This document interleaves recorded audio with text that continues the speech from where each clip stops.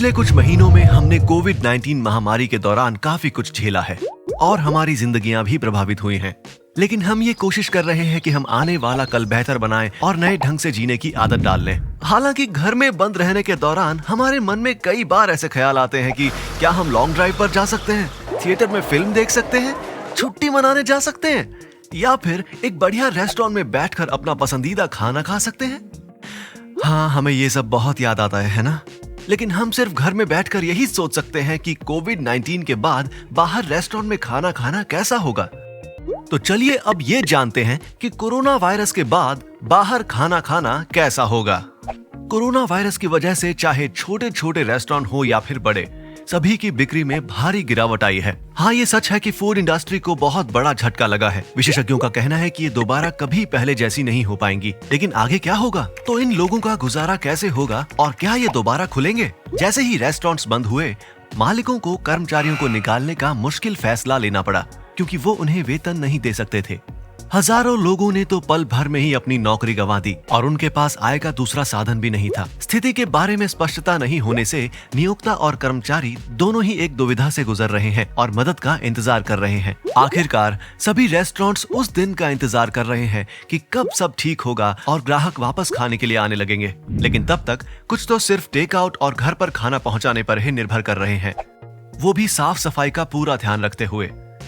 लेकिन ये सब कब तक चलेगा? कोविड-19 खत्म होने के बाद रेस्टोरेंट्स को और किन मुश्किलों का सामना करना पड़ेगा?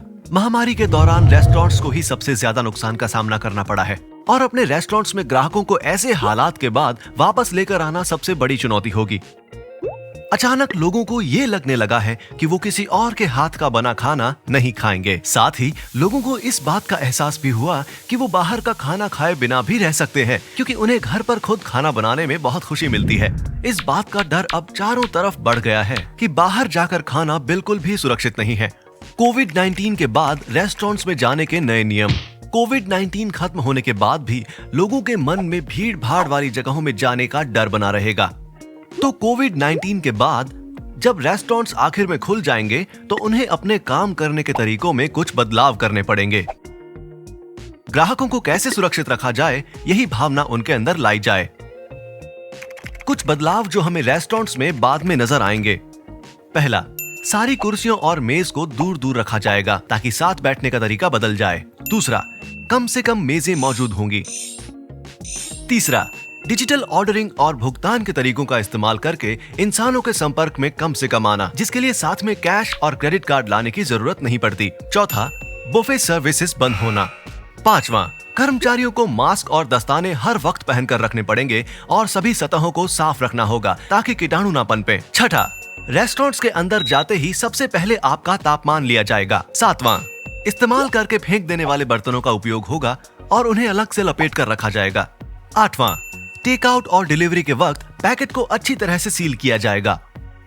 नवां, दोस्तों और कोलीग्स के बीच प्लेट्स की अदला बदली मुमकिन नहीं हो पाएगी। 10वां, खाना साफ होना चाहिए, सस्ता नहीं। हालात को देखते हुए ग्राहक को खाने में इस्तेमाल होने वाली सामग्री पर भी ध्यान देना होगा। इसलिए सभी रेस्टोरेंट्स को खुद पर बहुत काम करने की जरूरत है। रेस्टोरेंट्स में आपको अलग संस्कृतियां और अलग लोग नजर आते हैं और रेस्टोरेंट्स लोगों को एक दूसरे के साथ जुड़ने का मौका देते हैं। हम उम्मीद करते हैं कि रेस्टोरेंट्स इस मुश्किल की घड़ी को पार कर जाएं।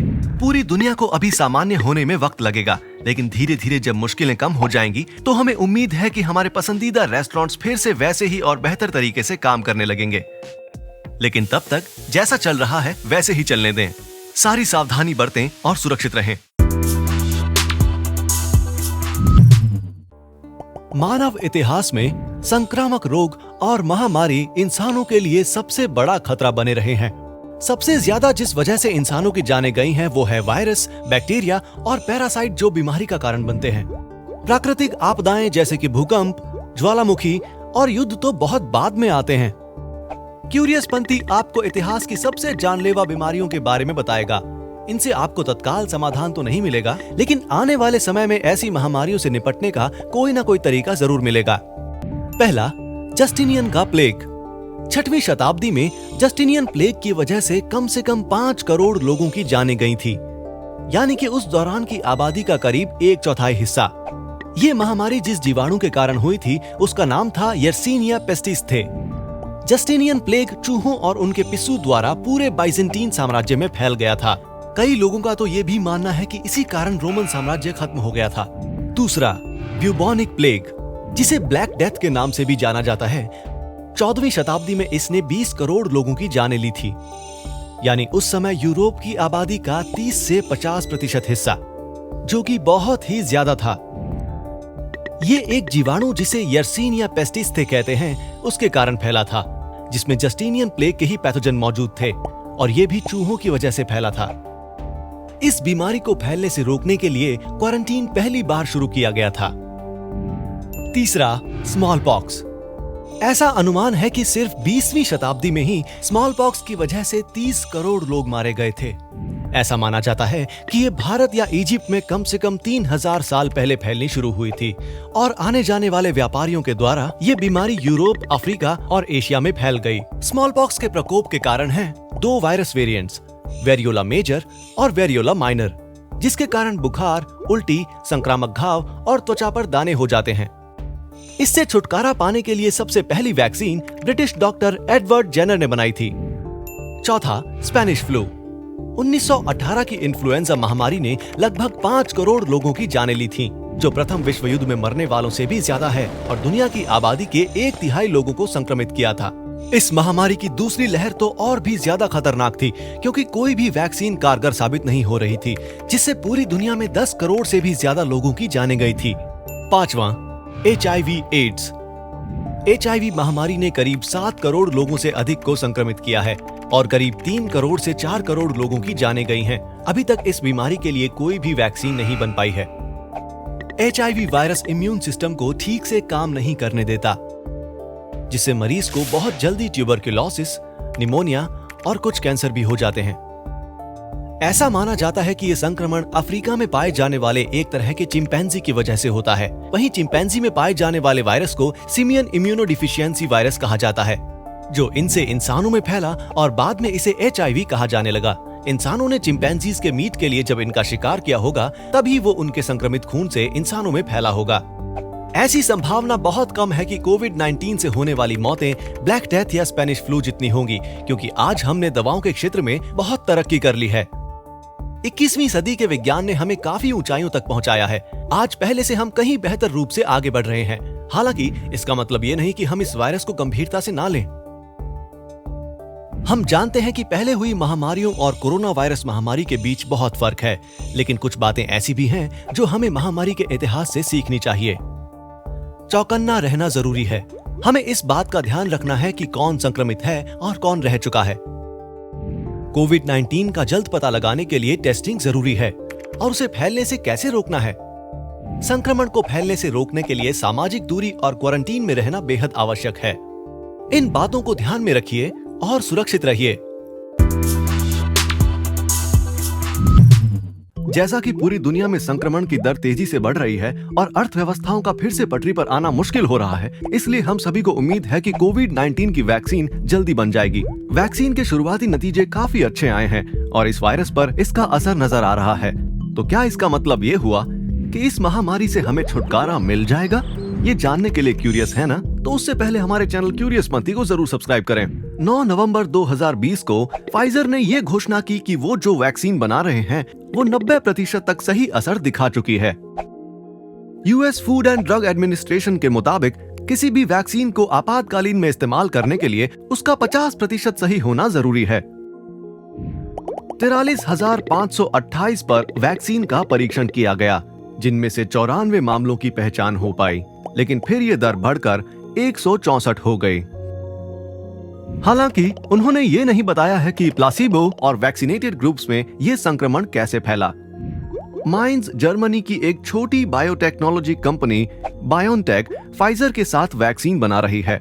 वैक्सीन में आरएनए मैसेंजर होता है, जो एक तरह का मॉलिक्यूलर इंस्ट्रक्शन है जो कि मानव कोशिकाओं को स्पाइक प्रोटीन बनाने का संकेत देता है, जो आमतौर पर कोरोना वायरस की सतह पर देखा जाता है। ये प्रोटीन वायरस से लड़ने के लिए हमारी प्रतिरक्षा प्रणाली को सुरक्षित करने के लिए काम करता है। जिस वैक्सीन का ट्रायल चल रहा है वो एक 2 डोज वैक्सीन है और पशु अध्ययन पर शुरुआती ट्रायल्स में इसके अच्छे नतीजे देखे गए हैं। लेकिन ये सही तरीके से काम कर रही है या नहीं, इसका पता तभी लगाया जा सकता है जब इसे कई सारे इंसानों पर टेस्ट किया जाए और उन्हें कई हफ्तों और महीनों तक निगरानी में रखा जाए कि उनमें वायरस के कोई लक्षण है या नहीं। इन नतीजों को प्लासीबो ग्रुप के साथ मिलाकर देखा जाएगा, जिसमें हमें ये पता चलेगा कि वैक्सीन कितनी ज्यादा कारगर है। इन नतीजों को किसी भी मेडिकल ग्रुप या मेडिकल जर्नल में पब्लिश नहीं किया गया है। फाइजर इन्हें तभी पब्लिश करेगा या किसी ग्रुप में बताएगा जब इसका ट्रायल पूरी तरह से खत्म हो जाएगा।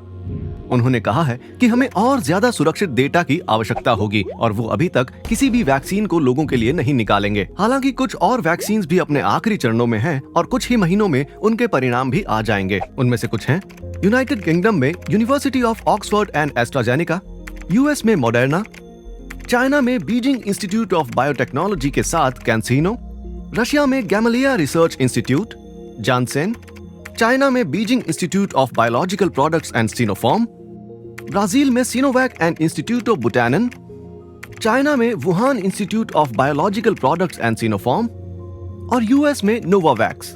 वैक्सीन के विकास के लिए शोधकर्ताओं की प्रत्येक टीम अलग अलग तरीकों का उपयोग कर रही है। फाइजर को उम्मीद है कि दिसंबर तक इसके नतीजे आ जाएंगे। ये महामारी के अंत के लिए एक बड़ा कदम है और कई विशेषज्ञों का मानना है कि 2021 के अंत तक पूरी दुनिया की स्थिति सामान्य हो जाएगी।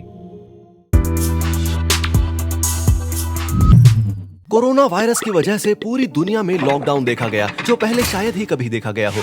लेकिन आखिर ये लॉकडाउन कितना लंबा चलेगा? भले ही इस वायरस को फैलने से रोकने के लिए सामाजिक और राजनीतिक स्तर पर लॉकडाउन का समर्थन हो रहा है, लेकिन कुछ देशों में जैसे कि अमेरिका में अर्थव्यवस्था को फिर से पटरी पर लाने के लिए विरोध प्रदर्शन भी हुआ और इसके चलते लोगों ने अपना गुस्सा भी जाहिर किया। अगर लॉकडाउन खुल भी जाता है तब भी लोगों को बहुत ज्यादा सावधानी बरतनी पड़ेगी और उन्हें सामाजिक दूरी भी बनाए रखनी पड़ेगी जब तक कि वैक्सीन नहीं आ जाती। लेकिन बदकिस्मती से अगले 6 या 12 महीनों तक वैक्सीन का कोई नामो निशान नहीं है। उस दौरान अगर हम भीड़ भाड़ वाली जगहों पर फिर से जाना शुरू कर देते हैं, जैसे कि शॉपिंग मॉल्स, अपने पसंदीदा रेस्टोरेंट में खाना खाते हैं, सार्वजनिक कार्यक्रम या फिर सिनेमा घरों में जाते हैं जहां हम एक दूसरे के बहुत ही करीब बैठते हैं, तो क्या इससे हम में जल्दी वायरस फैलने का खतरा नहीं होगा? और क्या इसका मतलब ये है कि इससे दूसरी लहर आएगी? क्यूरियस पंथी के पास है इसका जवाब। वैसे इतिहास खुद को दोहराता है।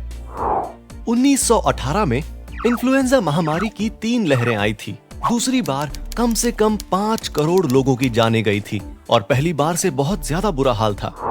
फ्लू महामारी ने कई प्रकोपों को झेला है, जिसमें H1N1 इन्फ्लुएंजा भी शामिल है, जो अप्रैल 2009 में शुरू हुआ था और उसी साल इसका दूसरा प्रकोप भी झेलना पड़ा था। पिछले सप्ताह के दौरान कई देशों ने कोरोना वायरस प्रतिबंधों में ढील देने की योजना पर काम करना शुरू किया है। हालांकि सेंटर फॉर डिजीज कंट्रोल का मानना है कि प्रतिबंधों में ढील देना जोखिम का काम है, क्योंकि वायरस का एक और प्रकोप आने वाली सर्दियों में फैल सकता है। और सबसे ज्यादा डराने वाली बात यह है कि दूसरी लहर पहले की तुलना में अधिक खतरनाक हो सकती है, क्योंकि ये फ्लू के मौसम के दौरान आएगी। कई देशों में कुछ मौसमों में फ्लू का होना आम बात है, जैसे कि सर्दी, पतझड़ और बारिश, क्योंकि इनमें नमी और ठंडक होती है। इस दौरान अस्पताल आमतौर पर व्यस्त रहते हैं और इस मौसम में होने वाले फ्लू से लड़ने के लिए तैयार रहते हैं। हालांकि अगर कोरोना वायरस की दूसरी लहर आती है तो अस्पतालों पर बोझ बढ़ जाएगा और माहौल बहुत खराब हो जाएगा। जिन्हें कोविड-19 होगा उनमें फ्लू जैसे सिम्टम्स होना आम बात है, जिसमें 65 वर्ष से ऊपर की आयु वाले लोग और सांस में तकलीफ वाले मरीज भी शामिल हैं। फ्लू और कोविड-19 दोनों ही सांस की प्रणाली को प्रभावित करते हैं और बुखार का कारण बनते हैं, लेकिन लोग ये नहीं जानते कि दोनों के बीच फर्क कैसे पता किया जाए। ऐसे में हो सकता है कि कुछ लोगों को फ्लू हो, लेकिन ये पता करना कि उन्हें कोविड है या नहीं मुश्किल हो जाएगा और ऐसे में बहुत ज्यादा टेस्ट किट्स बर्बाद हो सकती हैं। पिछले कुछ हफ्तों में चाइना के हुबे प्रांत ने इस महामारी पर काबू पा लिया है और अब तक इस बीमारी के बिल्कुल भी नए केसेस नहीं आए हैं। सबसे पहले चाइना ने लॉकडाउन से प्रतिबंध हटाया था और पूरी दुनिया की नजरें उन्हीं पर थीं कि क्या वहां इस महामारी की दूसरी लहर आएगी। हालांकि वहां एक जगह पर कोविड के बढ़ते केसेस बहुत ज्यादा देखे गए हैं और वो है हार्बिन शहर, जो कि चाइना के उत्तरी पूर्व में है और वुहान से करीब 2000 किलोमीटर दूर है। इस वजह से वहां फिर से लॉकडाउन लग गया है। इससे दूसरे देशों के मन में कई तरह के सवाल उठ रहे हैं कि दूसरी लहर से बचने के लिए इन प्रतिबंधों को कैसे खत्म किया जाए। स्वास्थ्य अधिकारियों का मानना है कि रोकथाम और एहतियात ही एक अच्छा तरीका है। हालांकि ये तो तय है कि एक महामारी की दूसरी लहर का परिणाम पहले वाले से बहुत ज्यादा अलग होगा, लेकिन खतरा उतना ही रहेगा क्योंकि बीमारी फिर से आ जाएगी। कई लहरों के प्रकोपों का गहराई से अध्ययन किया गया है और संक्रमण के बाद की लहरों की रोकथाम महामारी विज्ञान मॉडलिंग अध्ययन और महामारी से निपटने की तैयारी में महत्वपूर्ण है। इन अध्ययनों ने सब कुछ करीब से जाना है, सामाजिक व्यवहार और स्वास्थ्य नीति से लेकर टीकाकरण और सामुदायिक प्रतिरक्षा के निर्माण तक, जिसे हर्ड इम्यूनिटी भी कहते हैं। कोविड-19 की वर्तमान महामारी से होने वाला खतरा केवल तब ही कम हो सकता है जब लोगों की इम्यूनिटी बढ़े और वो इस रोग के प्रति कम संवेदनशील हों, या फिर जब तक कोई वैक्सीन नहीं आ जाती। इन सभी चीजों में एक लंबा वक्त लगना तय है। सामाजिक दूरी को बरकरार रखे बिना और क्वालिटी टेस्टिंग के बिना लॉकडाउन में ढील देने से खतरा बढ़ सकता है, और सबसे ज्यादा खतरा उन लोगों के लिए है जिनकी इम्यूनिटी कम है या जो लोग एसिम्प्टोमेटिक हैं। इसलिए ये जरूरी है कि लॉकडाउन को उठाने के लिए बड़े पैमाने पर परीक्षण किया जाना चाहिए। जिन्हें कोरोना वायरस है उनके लिए अच्छी क्वारंटीन और इलाज की सुविधा होनी चाहिए। जो भी दफ्तर खोले जाएं, वहां कर्मचारियों का रूटीन मेडिकल टेस्ट होना चाहिए। सरकारों को सार्वजनिक स्थानों पर सामाजिक समारोहों पर निगरानी रखनी चाहिए और लोगों के लक्षणों की नियमित रूप से स्कैनिंग करनी चाहिए, और हर किसी को सामाजिक दूरी के दिशा निर्देशों और बाकी उपायों का पालन करते रहना चाहिए।